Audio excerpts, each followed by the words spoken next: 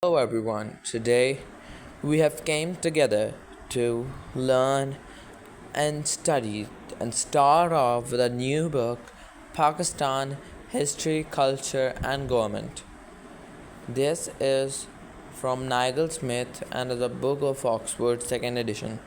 It is used for O levels syllabus 2059/1 and Cambridge IGCSE 0448/1.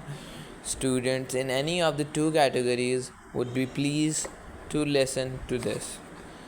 On the first page, we have our second edition label. Next, we come to our contents. Today, we will be studying the first chapter, Decline of the Mughal Empire, the culture and historical background of Pakistan movement. This is the introduction, etc. We come to the cultural and historical background of Pakistan movement, studying chapter 1, the decline of the Mughal Empire, Aurangzeb and the decline and fall of Mughal Empire. First, we come to our first page. What have we to study here? Aurangzeb, who reigned from 1618 to 1707. This is the reigning time of Aurangzeb. It is a big amount, more than 60-70 years. Aurangzeb was the last great Mughal emperor. He spent a great time of his life fighting against the Hindu chieftains, Rajputs and Marathas as he wanted to emulate the Tughlaqs and expanded the boundaries of empire into the Deccan in the south. Aurangzeb was a last great Mughal emperor, as the book says. He spent a great time of his life fighting the Hindus, firstly, Hindu chieftains, as Mughal, as the uh, Indian subcontinent was filled with Hindus, chieftains, and Hindu tribes, then Rajputs, a group of Hindus, and Marathas, and he then accumulated the Tughlaqs and expanded the boundaries of the empire. The Tughlaqs we have studied before in our last playlist of the Delhi Sultanate. There we have studied this. Next, here is a small timeline of the life of Aurangzeb.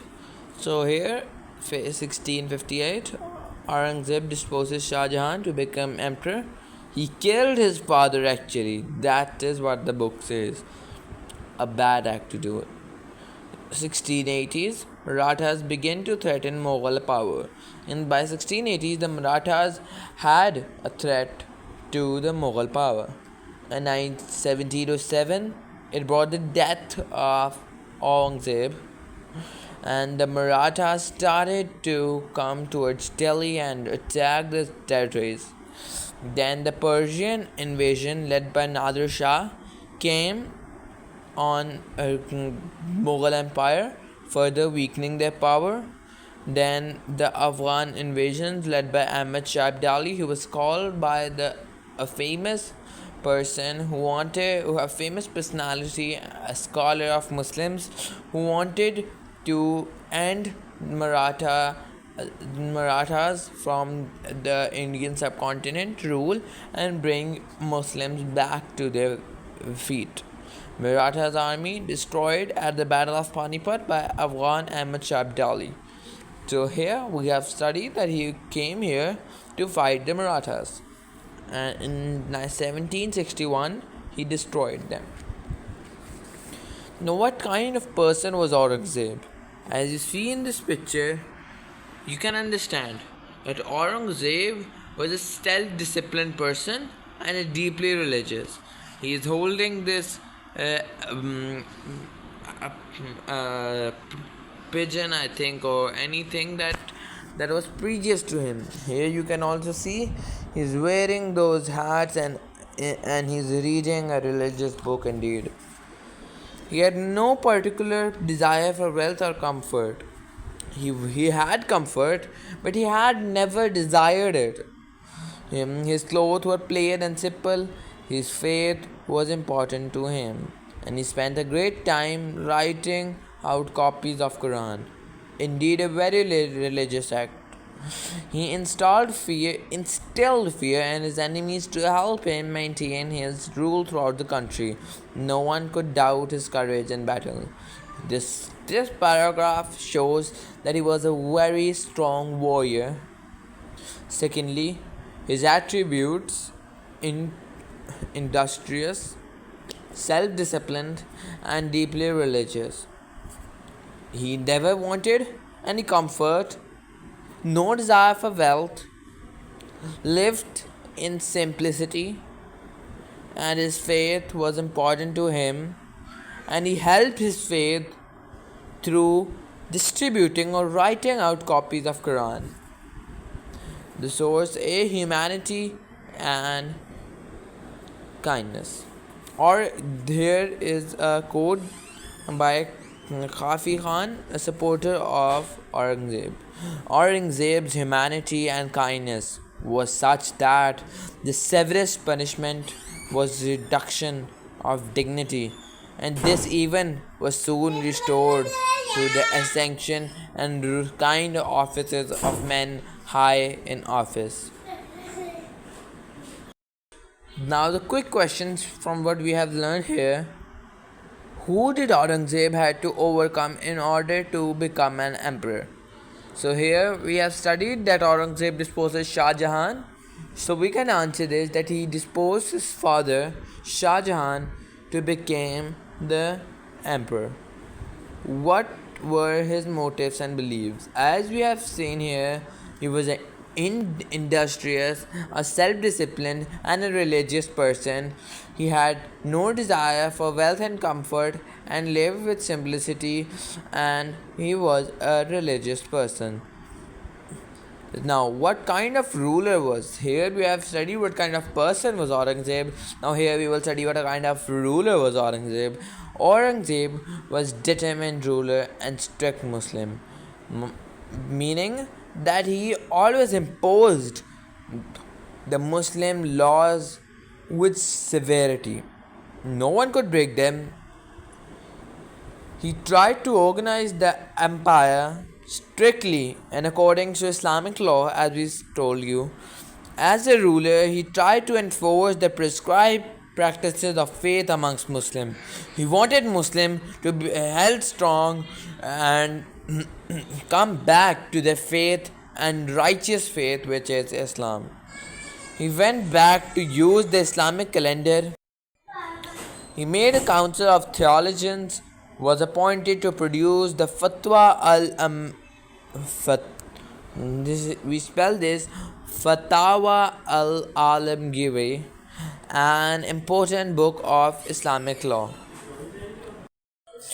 Now this was a book produced by him and his theologians, and he went, and one thing that is written here, that he went back to Islamic calendar, not the Georgian calendar anymore. His main ambition as a ruler was to expand his territory across India, and because he was a deeply religious person, he wanted to spread Islam apart India more and more across the world. First, we have to understand that Delhi was the Mughal capital, which was established by Shah Jahan in 1638. He made, as we can see here, he gave the city the name Shah Jahanabad, and in 17th century it had a population of over 400,000 people. Here is another quote. When you have an enemy to destroy, spare nothing rather than fail, neither deception, subterfuges, nor false oath. For anything is permissible in open war. Letters of Aurangzeb. This shows that he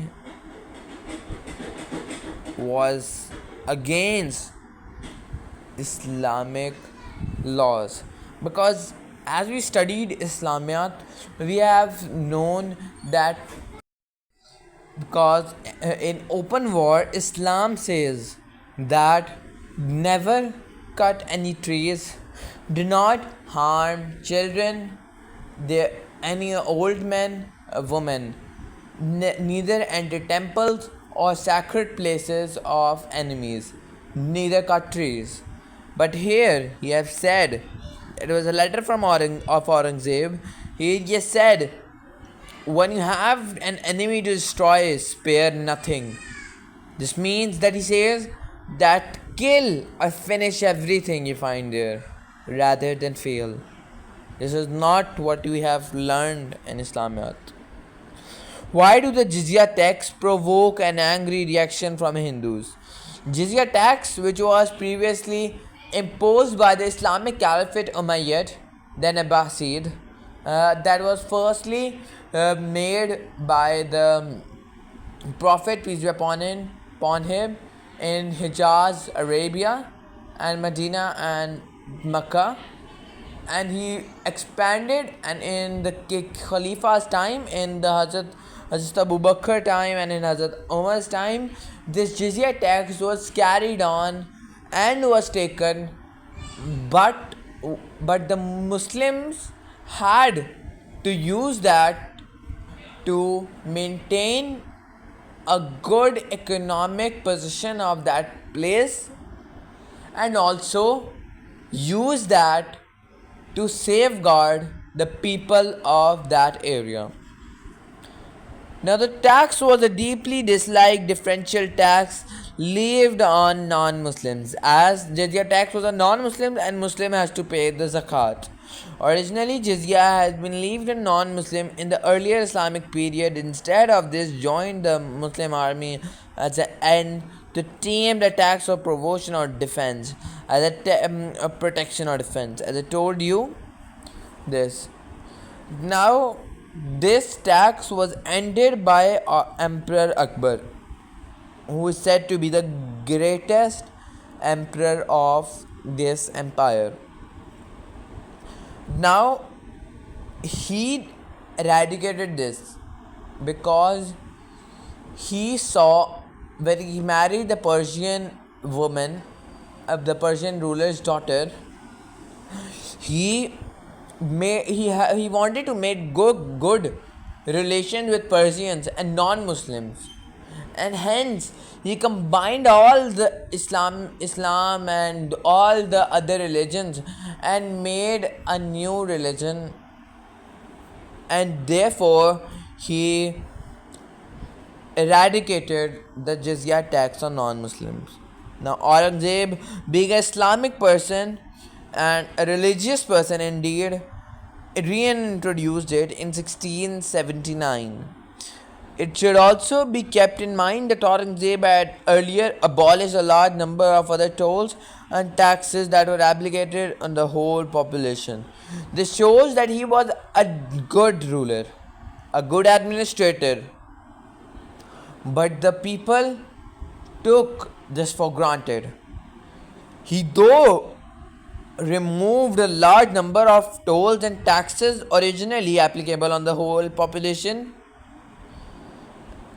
like on the Muslims, he exception and eradicated all the taxes, abolished all the taxes, while he also kept that abolishment for non-Muslims, but instead he added a small tax, the jizya tax, for protection and defense. Now, this is saying Aurangabad. The Indian city of Aurangabad in Deccan took its name from Aurangzeb. He used it for many years as the base from where his direct army to his base from where to direct army. Did Aurangzeb weaken the Mughal Empire? Now, what does this say? This line says that did Aurangzeb weaken the Mughal Empire? Aurangzeb extended the Mughal Empire to include all but the very southern part of India.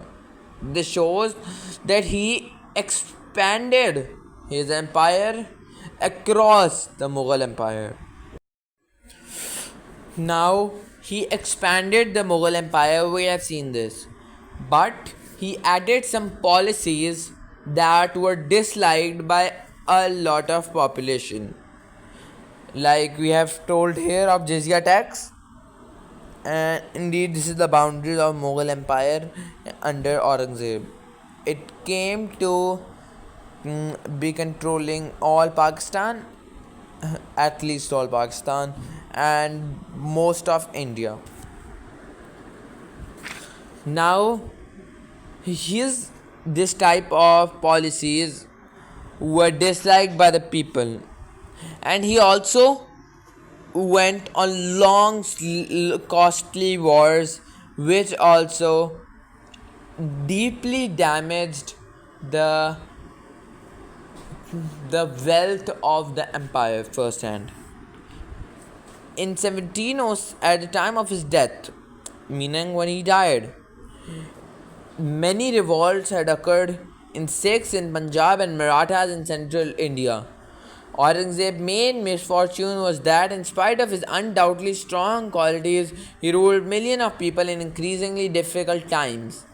Meaning that though he was a brilliant ruler with a lot of doubtedly, meaning that historians never doubt his capabilities, he ruled millions of people in very difficult times. Aurangzeb's great empire had weaknesses which, after his death, contributed to the beginning of Mughal decline. Now, he worked hard for the empire, but weaknesses had grown so much that they started to slowly eat the empire up after his death. Now, things to remember, points to remember. By 1707, Aurangzeb had built the largest ever Mughal empire, meaning it was the peak of Mughal empire. That's why he said the last strongest, because after that the empire started to grow smaller and go smaller. Muslim admired his achievements. He was deeply religious and had a determined ruler. Resentment and opposition to Mughal rule had increased and strengthened. Revolts weakened his rule and undermined the empire. This shows that he put his all capabilities and all that he could, but things had gone out of hand. Looking ahead, Aurangzeb had given Muslims in India a strong sense of identity, but with his death in Mughal Empire faced enormous strains. The power of Mughal rulers had never been so strong again, meaning though he was a capable ruler, he made the Mughal Empire, gave a Mughal Empire an identity that it was strong, it was very strong, he was very strong, but weaknesses came straining his empire. Arguments over succession. Now, arguments over his succession after his death, who will become the ruler of Muslims, next ruler, increased, and this destabilized the Mughal Empire, and civil war began. Then British, who had previously entered India, and Aurangzeb had given them free hand in Bengal, they started to take over the empire and make the next Mughal rulers until Bahadur Shah Zafar was exiled. They all were just puppets of the British. Now, questions: what were the Mughal Aurangzeb main achievements? His achievements was many. He expanded his empire far and far, and he made his empire so vast with lots of big places, and and because of his religiousness, he made Islam, and he gave Islam a new spirit to rise. Why did people dislike the jizya tax? Because jizya tax is always seen as a burden on the population, and when this was ended by Emperor Aurangzeb Akbar, indeed, the people got to know that this is not an important tax to be given. So when it was reimposed, they disliked the jizya tax, and revolts and rebellion started. It can also be that the jizya tax is always in a small amount, so this is not that big problem. But yes, they all dislike this tax. Extended asset. Now this is a question that you have people have to write and comment below. Use the information and sources to explain whether Aurangzeb deserves to be a great Mughal emperor. Do not use AI. Use what you have seen and understand it in this. And let's meet you in our next session of Pakistan history, culture, and government.